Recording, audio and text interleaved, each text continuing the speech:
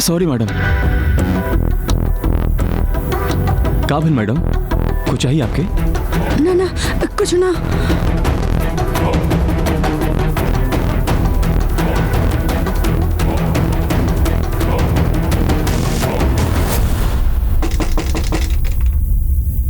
उफ, के हा?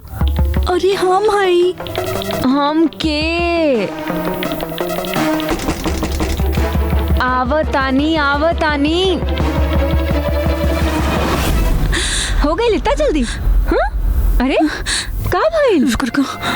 अरे भाईल का इतना घबराइल का है बाड़ू? अरे का भाई इतना घबराइल का है बाड़ू? का भाई कमरा में लाश बा। लाश? वहाँ लाश पड़ल बा और समीर तो पता नहीं कहाँ चल गईलन, लेकिन वहाँ कोनो लाश पड़ल बा।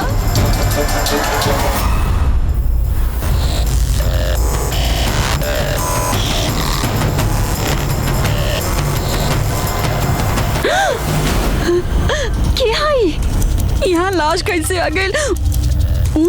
वो समीर पास आ गई। हमने के ना पुलिस के फोन करे के चाहिए। चुप कर। ये रूम हमनी के नाम पे बुक और आधार कार्ड जमा है हमनी के। अगर बात बाहर गई तो हमनी के हस्बैंड्स के पता चल जाई। और का बोला उनके फ्लर्टिंग करत रहनी। तो फिर का कहे जा? भाग जाइया। तोहार आधार कार्ड जमा है यहाँ पर। ऊपर तोहार एड्रेस है, तोहार पति के नाम। बड़ा मिस बनल फिरेलू। कुछ करन है यार, अगर हमारा बच्चे के स्कूल में पता चल गई तो। कुछ सोचल जाओ, कुछ सोचल जाओ। ओके सुन, एक ही तरीका है, लाश के ठिकाना लगावे के पड़ी। पर कैसे? वो जब बाहर मैनेजर बैठल बा। ओह सुन, पहले ना हमें लाश के लपेटे के फिर सोचब का करे क्या। चल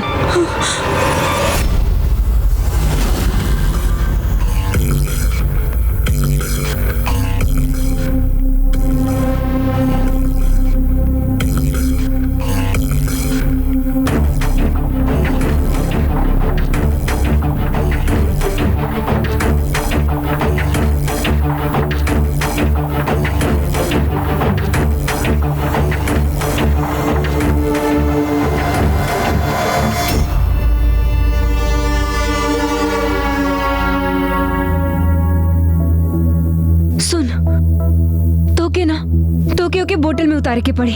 देख हमसे ना हुई। अगर ना इस चीज से निकले क्या तो करे के पड़े। Go please go.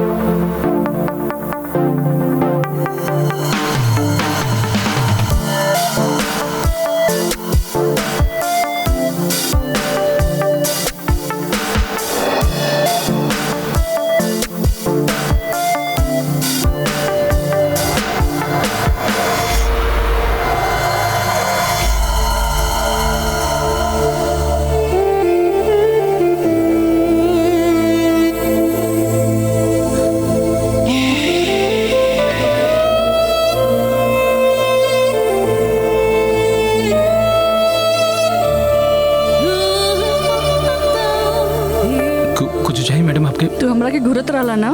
नहीं मैडम, हम तो बस पूछत रहनी है कि आपके कुछ चाहिए।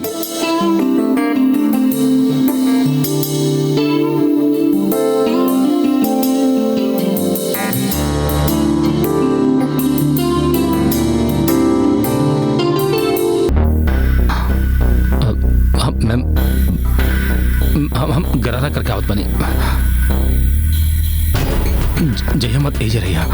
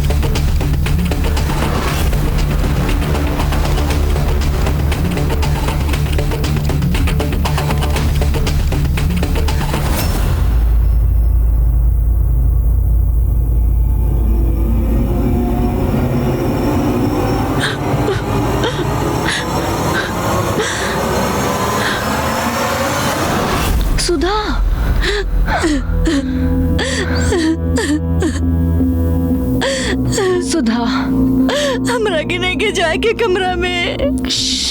देख, यहाँ पे जे भी कुछ भइल ना, केहू के कुछ पता ना, कुछ दिन ना हमने एक दूसरे के कांटेक्ट में ना रहो, ठीक है? जस्ट नो कॉन्टैक्ट्स।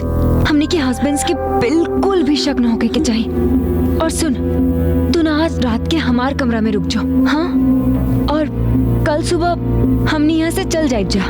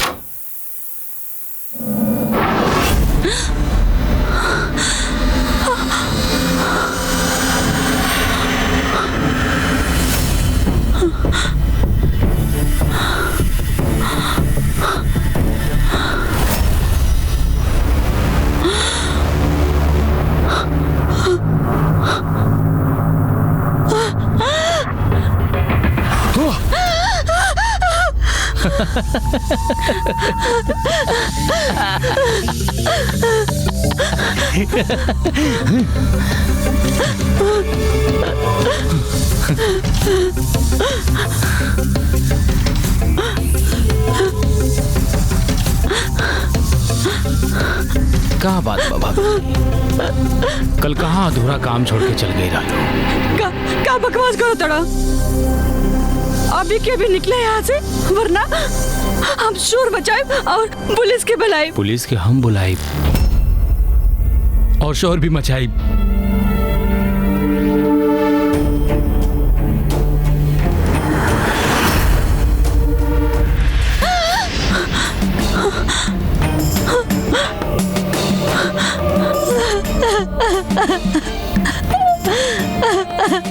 भाभी जी, लाश अभी तक जलन नहीं खे, जेकर खून आप दोनों लोग कैले रहनी। हमने क्या को खून ना कहने जा।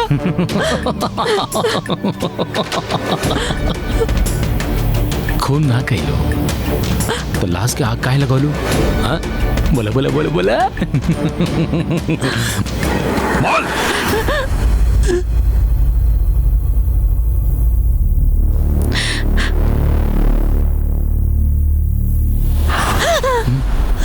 अरे भाभी जी, वीडियो दिखा दे हम।